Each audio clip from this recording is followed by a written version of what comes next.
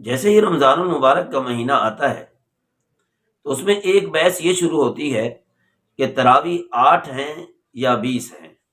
خصوصاً وہ لوگ جو زیادہ تر تراویح نہیں پڑھتے، ہمارے سامنے بھی ایسے لوگوں سے واسطہ ہوا کہ جو تراویح بالکل نہیں پڑھتے، وہ بحث کرتے ہیں یار ہمیں سمجھ نہیں آتی، یہ تو حضرت عمر کا دور ہے، انہوں نے یہ جماعت شروع کرائی تھی تو یہ سنت کیسے بن گئی، وہ نبی علیہ الصلوۃ والسلام نے تو 3 دن پڑھی تھی۔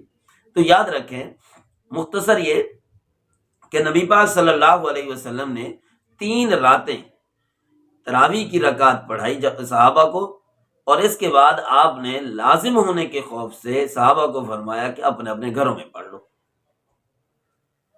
اب یہ چیز کہ نبی علیہ الصلوۃ والسلام نے اس کے بعد نہیں پڑھی، نہ پڑھنے کے بعد پھر زمانہ آیا نبی حضرت ابوبکر صدیق رضی اللہ عنہ کا، تو اس وقت بھی یہی 20 رکعتیں پڑھی گئیں، مسجد نبوی کے اندر بھی۔ حضرت عمر رضی اللہ تعالی عنہ کا زمانہ آیا تو اس وقت بھی یہی 20 پڑھی جاتی رہیں، صرف ایک تبدیلی ہوئی کہ آپ نے حضرت ابی ابن کعب رضی اللہ تعالی عنہ جو قراء میں سے سب سے بڑے قاری تھے، ان کے امامت کے اندر سارے صحابہ کو جمع فرمائے، اور کسی صحابی نے بھی انکار اور نکیر نہیں فرمائی۔ انکار نہ کرنا صحابہ کا یہ اجماع کی دلیل ہے، اور اجماع ہماری شریعت کے اندر حجت ہے ہمارے لیے کہ جب صحابہ کرام اتفاق کر کسی معاملے پہ اتفاق کر لیں تو امت کے لیے یہ ایک مستدل طریقہ بن جاتا ہے، مستدلات میں سے یہ چیز شامل ہو جاتی ہے کہ اس سے استدلال پھر کر سکتے ہیں، یہ عمل ہمارے لیے حجت ہوتا ہے۔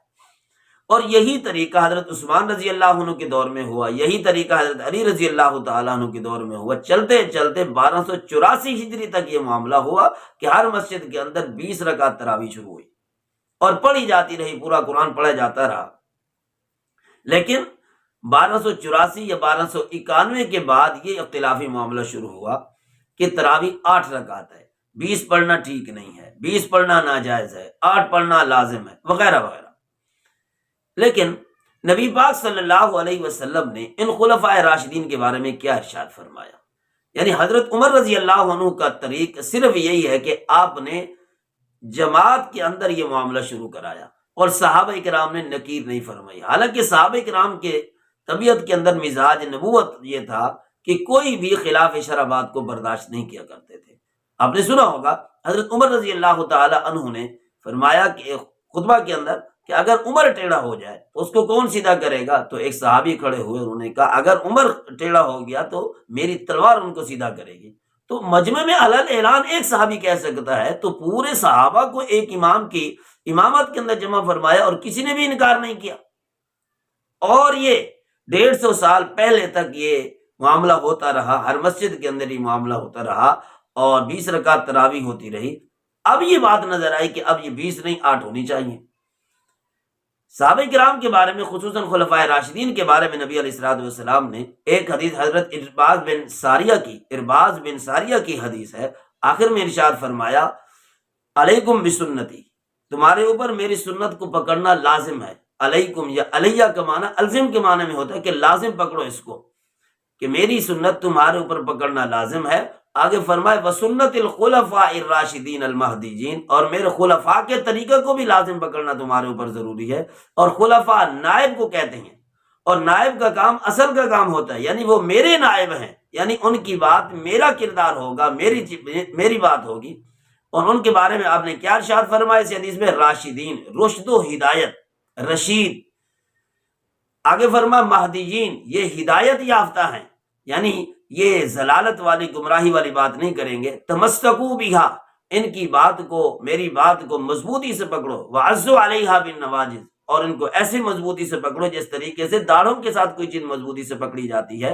عام دانتوں سے بہت کمزوری کے ساتھ وہ چیز قابو میں آتی ہے، لیکن داڑھوں کے ساتھ مضبوطی سے وہ چیز قابو میں آ جاتی ہے۔ تو آپ نے فرمایا، اتنی قیودات لگا کے فرمایا، اور اس کے بعد آگے فرمایا کل بدعت ضلالہ شر الامور محدثاتها، یہ اور حدیث کے اندر ہے۔ اس طرح کے الفاظ اس حدیث کے اندر ملتے ہیں، کل بدعت ضلالہ، یعنی کہ نئی چیز تو ضلالت ہے، لیکن ان خلفاء راشدین کا اتباع یہ ضلالت سے باہر ہے۔ اب بات یہ ہے، سوال یہ ہے کہ حضرت عمر رضی اللہ عنہ نے تو یہ کام شروع کر دیا جماعت والا، نبی پاک صلی اللہ علیہ وسلم نے 3 دن پڑھی، تو اگر حضرت عمر کی بات کو نہیں ماننا تو پھر تو 3 دن ہونی چاہیے کہ 3 دن کے اندر قرآن ختم کرو اور ختم. لیکن وہ آدھی بات مانتے ہو حضرت عمر کی اور کچھ بات مانتے ہو نبی پاک صلی اللہ علیہ وسلم کی.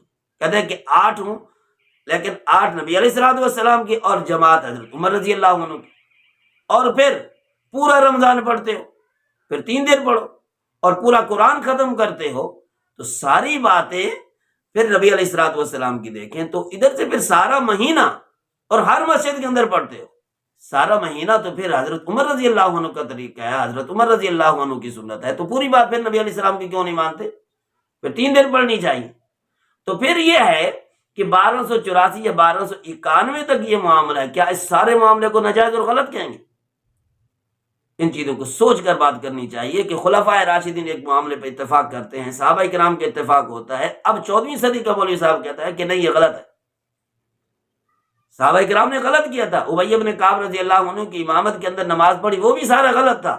صرف ہمیں سمجھ آئی ہے کہ اللہ کا دین اب ایک نئی کروٹ لے رہا ہے کہ اب ہمیں سمجھ آنے لگ گیا ہے. ان چیزوں کو ذرا سوچ سمجھ کر اختیار کرنا چاہیے، اور دوسروں کو 20 کی بجائے 8 پڑھانے پر یا دوسرے اس سے کم رکعتیں پڑھانے پر بھی ترغیب دینے میں ذرا سوچ لینا چاہیے. اگر خلفائے راشدین کی بات حجت نہیں ہے تو پھر آج کے مولوی صاحب کی کیسے بات حجت بن سکتی ہے؟